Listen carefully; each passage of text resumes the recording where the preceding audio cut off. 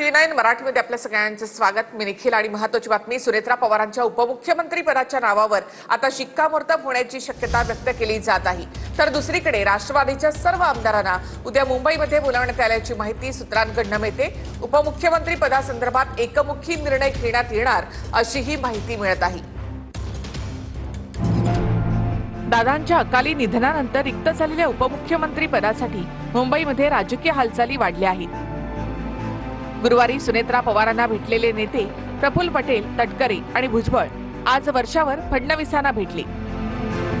वर्षावर राष्ट्रवादीच्या नेत्यांची फडणवीसांसोबत सव्वा तास बैठक झाली। सुनेत्रा पवारांना उपमुख्यमंत्री करा नेत्यांचा प्रस्ताव असल्याची माहिती सूत्रांकडून मिळते।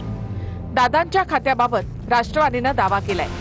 9 तारखेला अर्थसंकल्प असल्यामुळे बजेट कोण मांडणार यावर देखील चर्चा आहे। दादा अर्थमंत्री होते त्यामुळे बजेट कोण मांडणार अशी चर्चा झाली। सध्या तरी मुख्यमंत्री फडणवीसच बजेट मांडण्याची शक्यता आहे। त्यामुळे बजेट कोण मांडणार यावर फडणवीसांसोबत पटेल, तटकरे, भुजबळ आणि मुंडे यांची चर्चा झाली।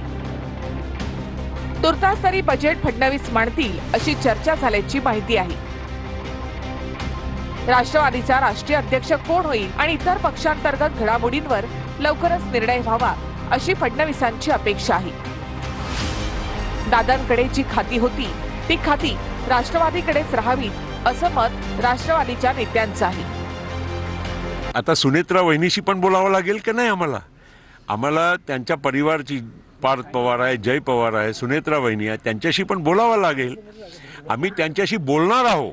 शक्य असेल तर रात्री किंवा उद्या बोलायचा प्रयत्न करू आणि लवकरात लवकर ही जागा आम्हाला भरायची आहे। विधिमंडळाचे आमचे नेते, उपमुख्यमंत्री, ही जागा मान्य अजितदादाकडे होती।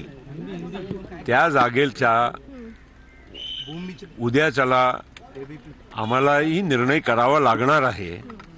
म्हणून त्यांना आम्ही फक्त एवढंच सांगितलं की येत्या काही दिवसामध्ये लवकरात लवकर आम्हाला निर्णय करायचा आहे। सगळ्या बाबतीचा विचार करून आम्हाला लवकरात लवकर निर्णय करायचा आहे।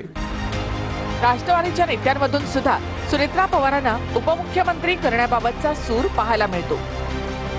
अंतविधी झाल्यानंतर बाहेर येताना आता काय, ह्याच्या पुढे काय, अंतविधी करून चाललो आपण, काही करून आता सुनेत्राताईंना पुढे आणावं, सुनेत्राताईंना उपमुख्यमंत्री करावं का जेणेकरून एक सांत्वन होईलच होईल, पण त्याच्याबरोबर कार्यकर्त्यांना एक आधार मिळेल। मला वाटतं की NCP अजितदादा पवार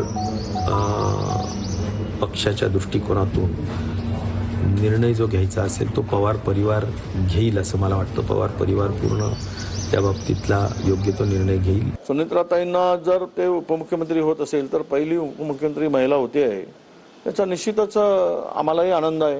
राष्ट्रवादी शरद पवारचं अजितदादाचं मनोमिलन होणार का, ते एकत्रित येणार का, मला वाटतं या चर्चा करायला थोडा वेळ द्यायला पाहिजे होता। तरी या चर्चा घडायला लागलेल्या आहेत। म्हणजे पदाला किती महत्व आहे माणसाच्या आयुष्यापेक्षा